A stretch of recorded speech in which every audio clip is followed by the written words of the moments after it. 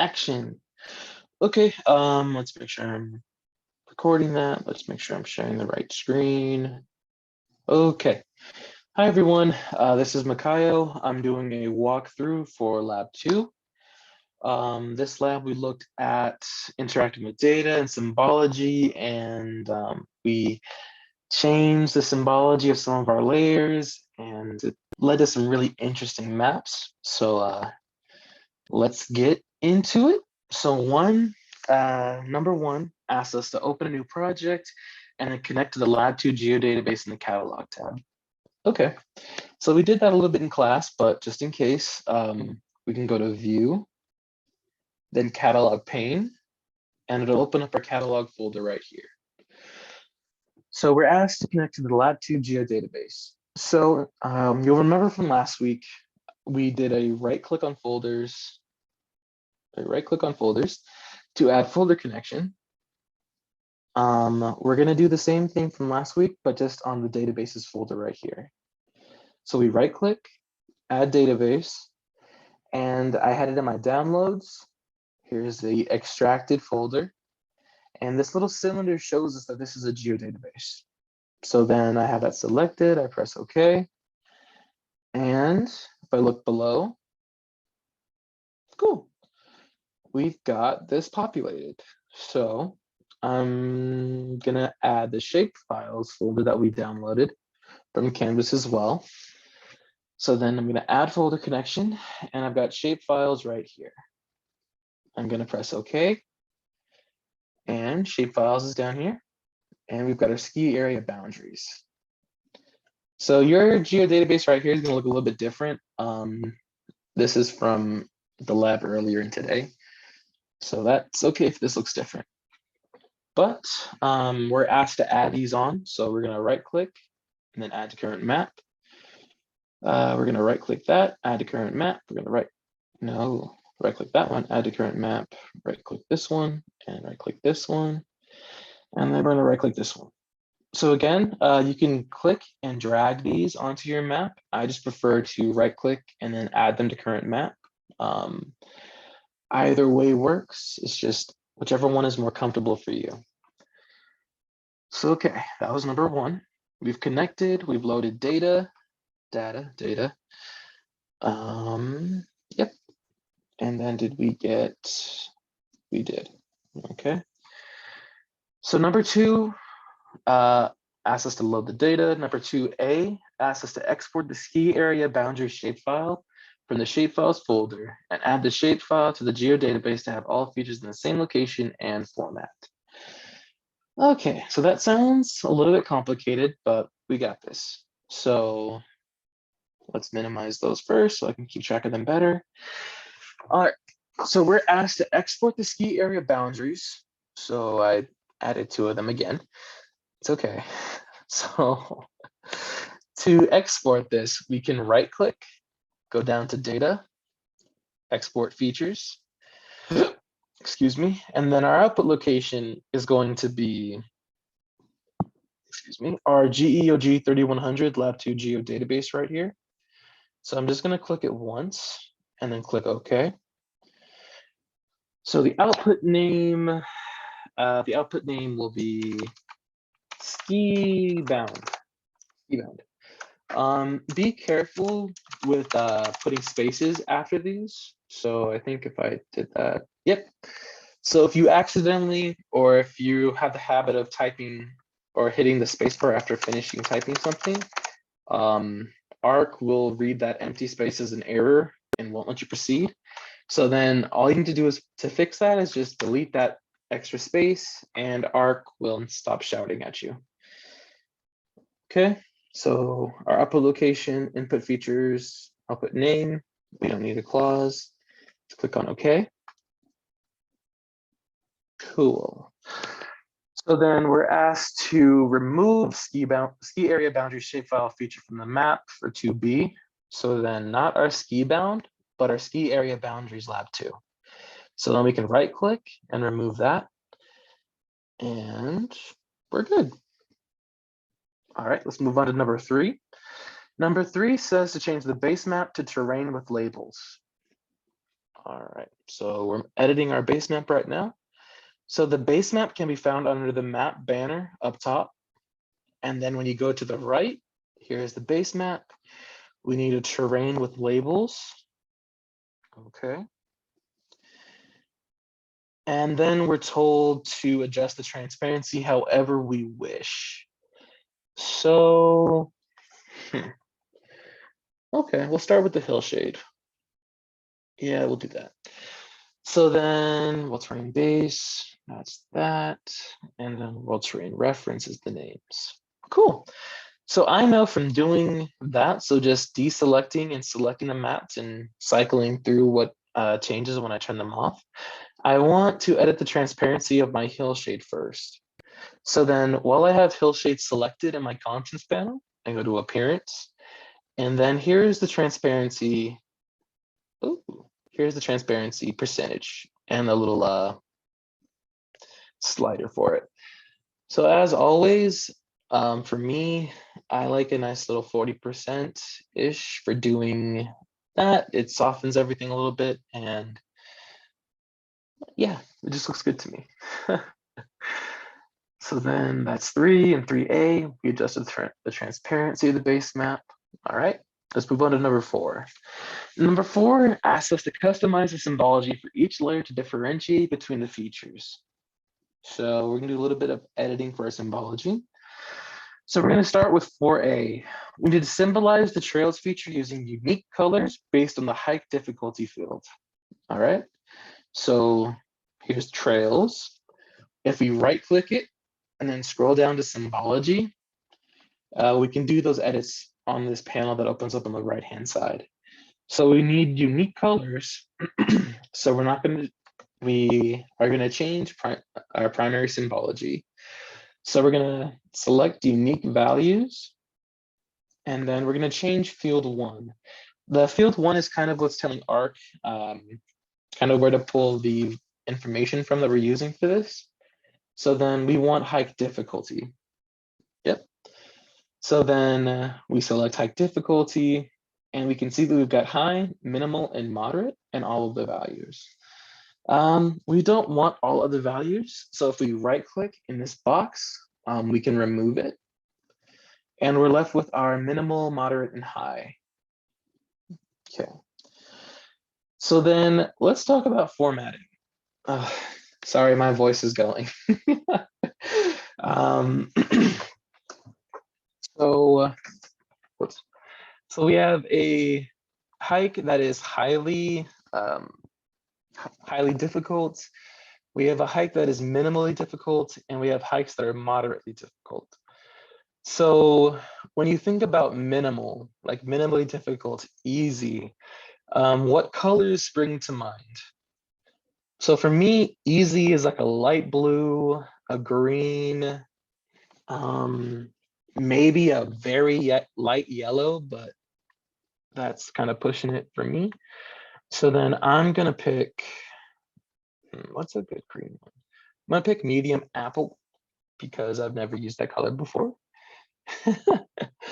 And we can see down here that changed some of our ski lifts, or our trails, sorry. Ski lifts comes in too.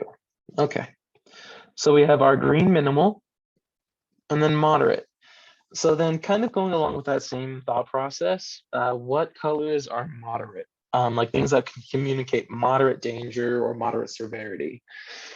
So again, we move a little bit to the left for me. Yellows, light oranges can symbolize like escalating danger or escalating, I was gonna say tension, escalating difficulty. So then I'm gonna pick solar yellow for our moderate. Let's go back one, and then high. So high difficulty, high danger, high tension. This color is going to be a red, especially with this background right now. So, okay, that was our trails feature. So 4B asks us to symbolize the lakes feature using a single symbol style. So then we're going to select lakes. We're going to right click and go to symbology. And we already have a single symbol for this, so we're good. We just need to change the color. So then lakes, okay, so then lakes. So if we stick in the gallery, we have water area. So there's already preloaded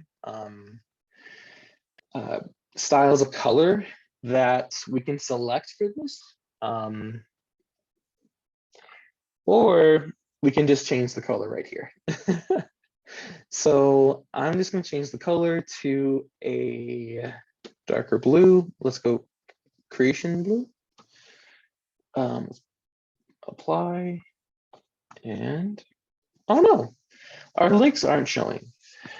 So the way that Arc makes these maps is that it draws each layer individually until you get to the top.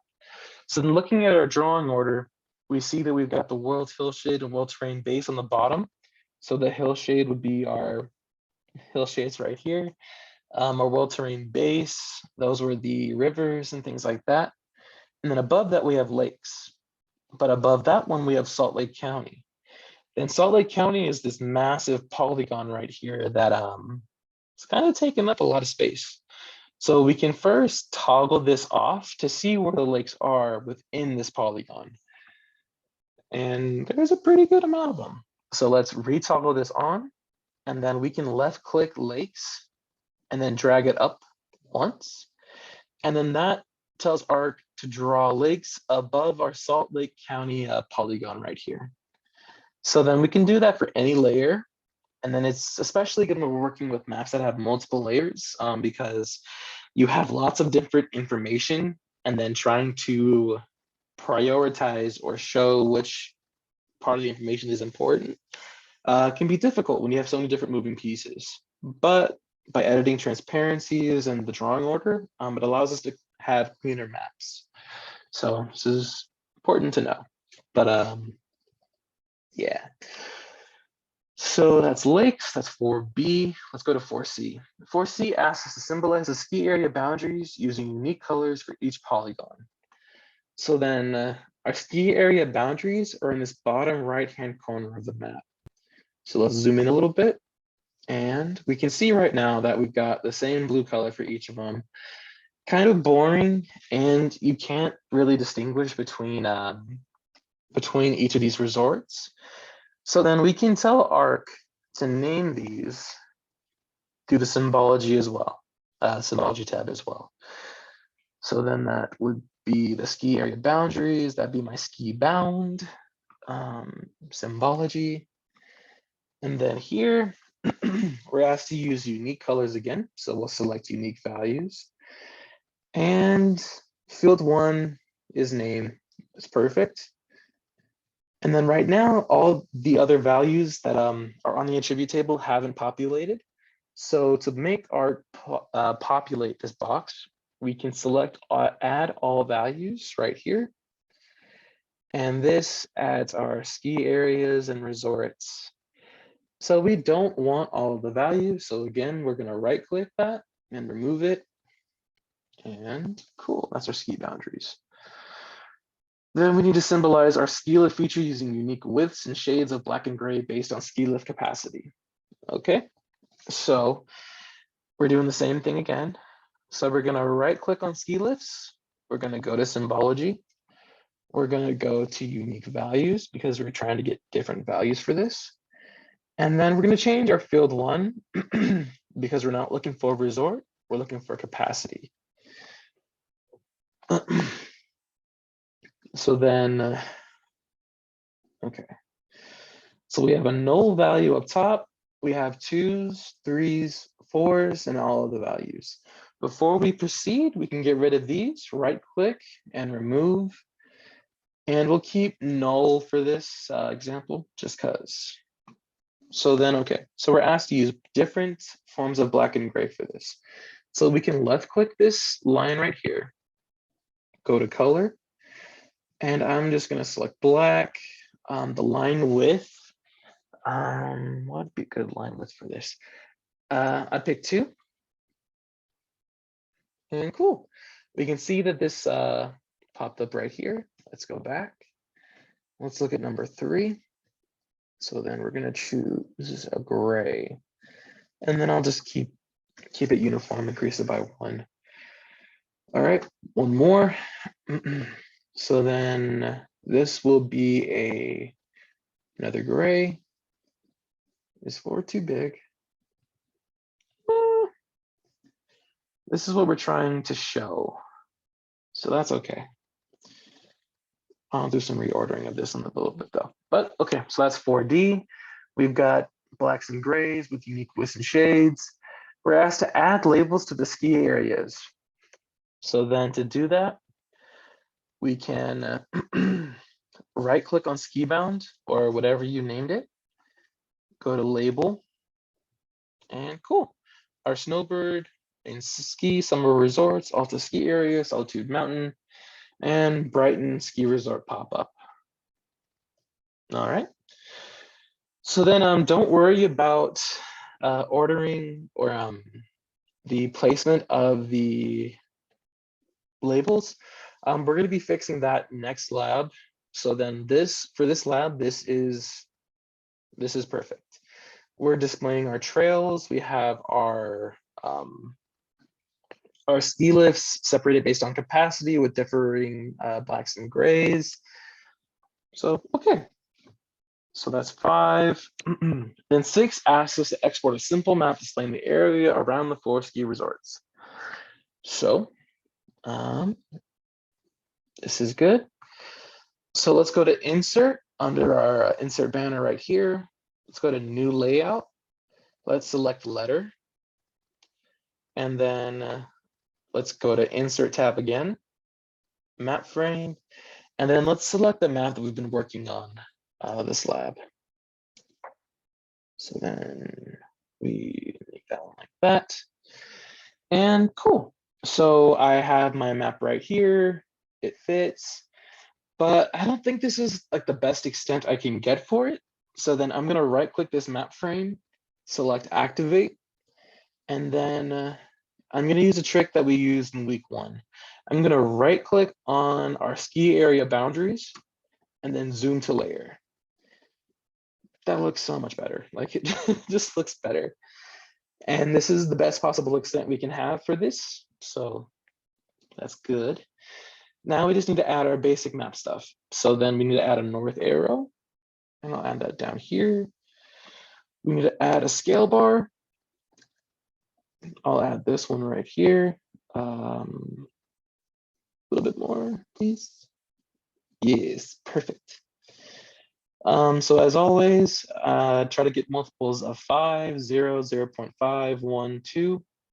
We don't want like mixed numbers. That can be kind of funky. So then we need to add a legend. So then I selected legend right here. And then we can draw another box right about here. No, let's move. Yeah, okay. We'll move this one that way. And then move this to compensate. No. Okay. What else is taking up so much room? Okay. So we've got a lot of things in our legend. Does this work? Nope.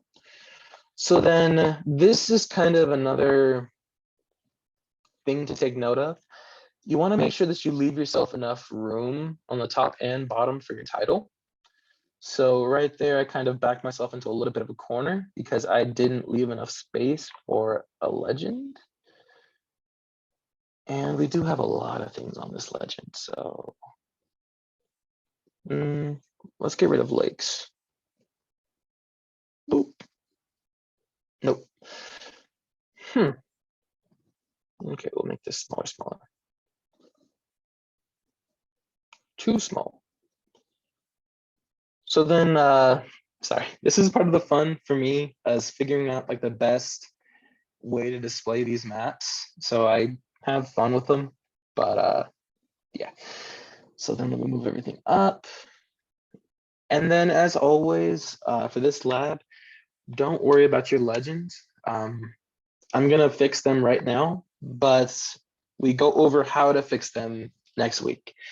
But just as kind of like a peek ahead. So then we need to change our trails. So then I'm going to just delete the underscore, delete the labs 2. We'll call it hiking trails. Hiking trails.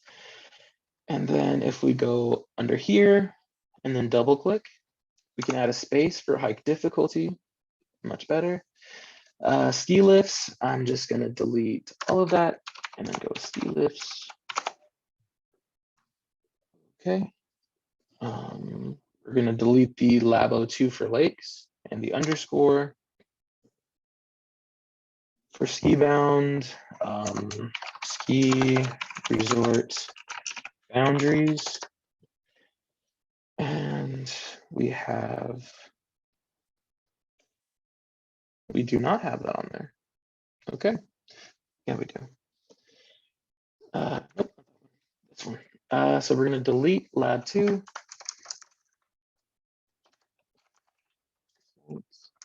Lake down. All right, that looks good to me. So then this is kind of what we do before we professionally submit maps is, just go through the legend, make sure everything looks okay. Ski resort boundaries, the name. Yeah,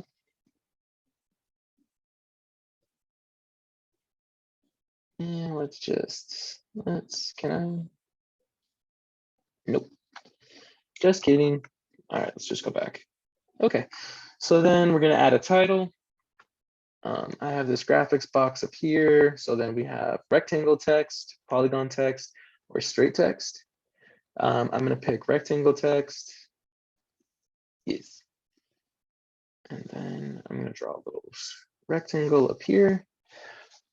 Then for a title, recreation in the Wasatch. So right now this font is really small, but if you look up on the top, we have the format banner up here that comes up. So through this banner, we can change the font, and I'm going to change this to a 28. And then click out. Okay. There we go. Recreation in the Wasatch Front. Can I move that down? Nope. All right. Okay, so then we have a title, we have our map, we have a north arrow, scale bar, and our legend. This is the final deliverable for lab 2. Yeah, good job, guys. Thank you for sticking through this, and I hope you have a good rest of your day. And I'll see you all next week.